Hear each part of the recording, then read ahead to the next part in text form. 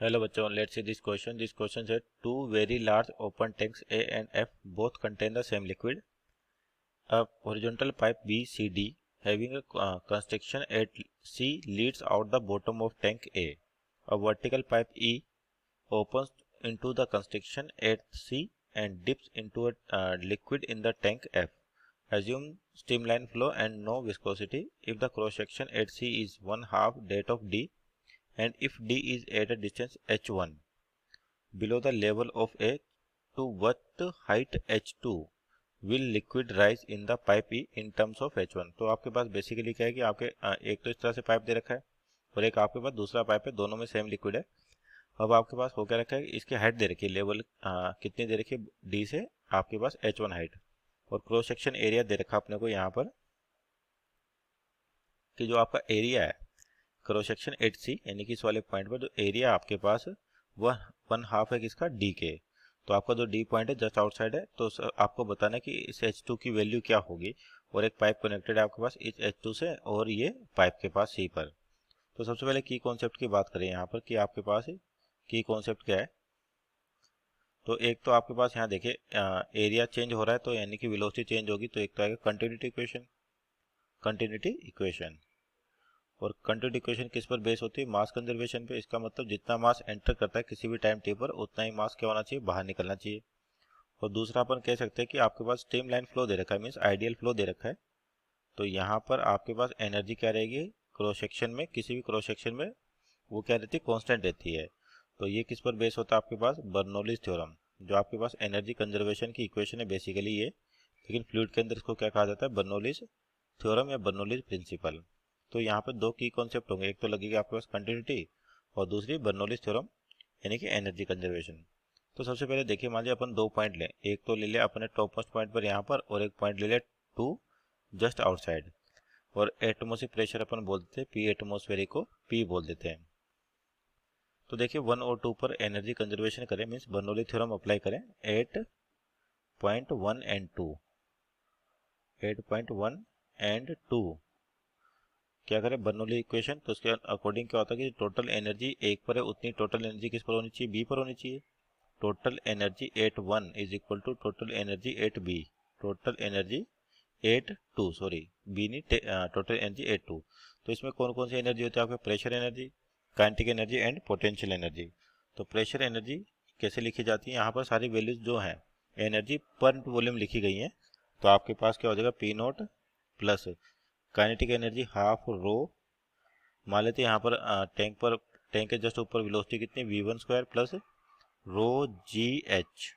तो यहाँ पर h का मतलब आपके पास जो 0.2 है और 0.1 है, इसमें लेवल डिफरेंस दे रखा अपने को, h1 का दे रखा है, तो ये जगह रो जी h1 बराबर। अब 2 पर प्रेशर एनर्जी किसके बराबर होगी, जस्ट आउटसाइड है यानी कि प्रेशर एटमोस्फेरिक होगा यहाँ पर भी, और हाफ रो और यहाँ पर v2 स्क्वायर प्लस रो जी एच। तो यहाँ पर जब अपन डेटम किसको मान रहे हैं, इस वाले पॉइंट को, तो यहाँ पर h की वैल्यू क्या हो जाएगी, 0 हो जाएगी, और आपका पी नोट से पी नोट कैंसिल आउट हो गया, और आपका जो h है बेसिकली यानी कि 0.2 यहाँ पर जो ले रखा है, तो इस वाले लेवल से आपके पास जो 0.1 है वो h1 हाइट ऊपर है। तो यानी कि अपना अगर बेस यहाँ पर है डी पॉइंट पर ही, तो इसके लिए जो h हो जाएगा ये क्या हो जाएगा, 0 हो जाएगा। इसका मतलब ये क्वान्टिटी भी क्या आ जाएगी, 0। तो अब आपके पास बचेगा कितना, हाफ रो, मान लेते v2 को v1 को या v2 को इधर लेके आए, तो इस रो v1 स्क्वायर बाई 2 को इधर लेके आए, तो आपके पास हाफ रो ये तो कॉमन आ जाएगा और बचेगा कितना, v2 square minus v1 square equal to कितना हो जाएगा, रो जी h1। तो रो से रो भी कैंसिल आउट हो गया, और 2 को उधर लेके जाएं तो v2 square minus v1 square equal to कितना हो गया, 2gh1। अब यहाँ पर देखिए कि 0.1 और 2 की बात करते हैं, तो यहाँ पर कंटिन्यूटी से मान लीजिए इसका क्रॉस सेक्शन एरिया कितना है, ए है कैपिटल, और ये जो डी है इसका क्रॉस सेक्शन एरिया बोल देते स्मॉल ए है। तो कंटिन्यूटी क्वेश्चन से क्या होगा, ए इंटू वेलोसिटी क्या बोली अपने यहाँ पे 0.1 पे v1 बराबर क्या होना चाहिए, स्मॉल एरिया ए, और वेलोसिटी क्या बोली है, v2। तो अब देखिए आपके पास जो एरिया ए है ये काफ़ी ज़्यादा है किससे, पाइप के एरिया से। इसका मतलब क्या होगा, जो v2 है वो काफ़ी ज़्यादा होगा किससे, v1 से। इसका मतलब v1 को नेगलेक्ट कर सकते हैं अपन v2 की टर्म में, तो यानी कि यहाँ पर v2 की जो वैल्यू आ जाएगी रूट 2gh1 हो जाएगा। तो ये होगी v2, और v2 का मतलब यानी कि वेलोसिटी एट डी, तो डी पर वैल्यू आ गई अंडर रूट 2gh1। मान लेते क्वेश्चन नंबर 1 है आपके पास। और अब देखिए अगर सी और डी की बात करते हैं, ये तो हो गया आपके पास 1 और 2 पर। अब बात करते हैं सी और डी पर, तो यहाँ से फिर से कंटिन्यू इक्वेशन लगाएं सी और डी पर, तो आपके पास क्या हो जाएगा 8C and D, 8C and D। तो कंटिन्यू इक्वेशन से क्या होगा area 8C into velocity 8C equal to area 8D into velocity 8D।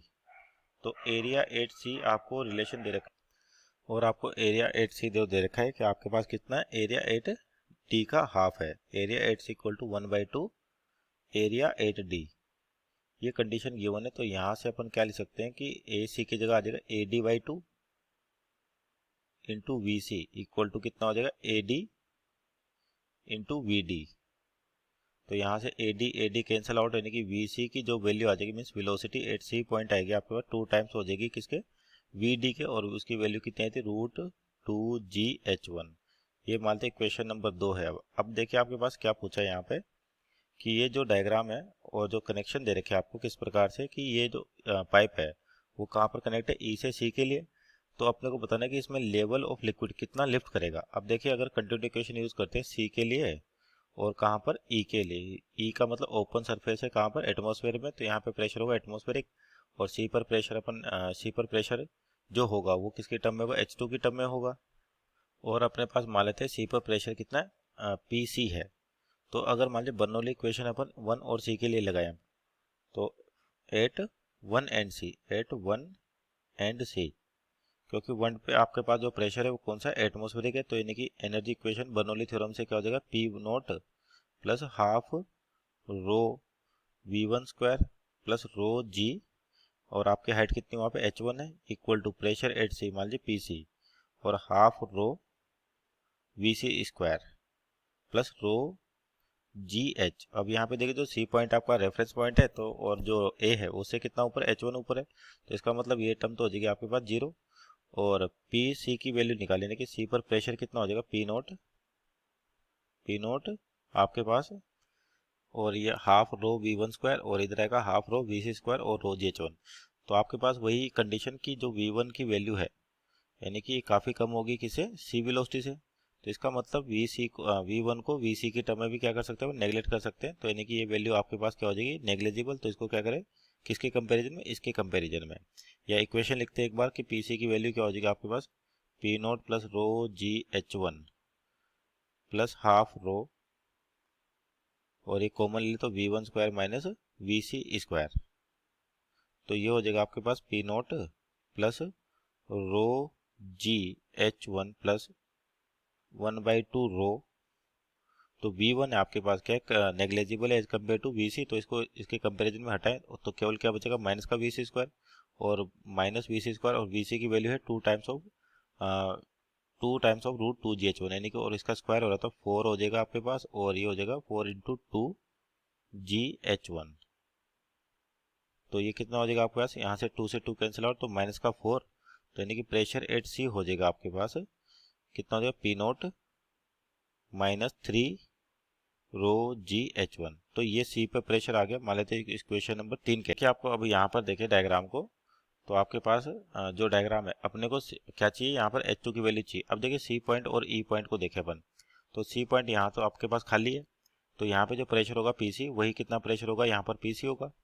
तो अब PC और जो ई पॉइंट है जो कहाँ पर है सरफेस ऑफ वाटर लेवल यहाँ पर दे रखा है, तो ई पे जो प्रेशर होगा बेसिकली वो किसके बराबर होगा प्रेशर 8C प्लस इस लिक्विड कॉलम के कारण जो H2 हाई तक लिफ्ट करा उसके कारण प्रेशर। तो ई पर प्रेशर की वैल्यू क्या लिख सकते हैं अपन, तो ई पर प्रेशर की वैल्यू लिखे प्रेशर 8E, ये हो जाएगा आपके पास प्रेशर 8C प्लस रो GH2, रो GH2, और ई पर प्रेशर किसके बराबर होगा एटमोस्फेयर के बराबर, और जो PC की वैल्यू आई थी आपके पास ये कितनी थी P0 माइनस 3 रो GH1 प्लस कितना होगा रो GH2। तो P0 से P0 तो कैंसिल आउट हो गया, और इधर आएगा आपके पास तो रो जी भी कैंसिल आउट हो जाएगा, तो H2 की वैल्यू आएगी 3 टाइम्स ऑफ H1। H2 की जो वैल्यू आ गई 3 times of H1, so our final answer H2 equal to 3 times of H1। तो यहाँ पर देखें आपके पास बेसिकली अपने को इस पॉइंट पे प्रेशर बताना था और ये लेवल कितना लिफ्ट गया, तो ये कनेक्ट किस सी पॉइंट पे, तो अपना मेन फोकस था कि सी पॉइंट पे प्रेशर निकालें। तो प्रेशर किससे यूज़ किया अपने, कंटिन्यूटी और बर्नौली की हेल्प से। Hope you understood well, best of luck.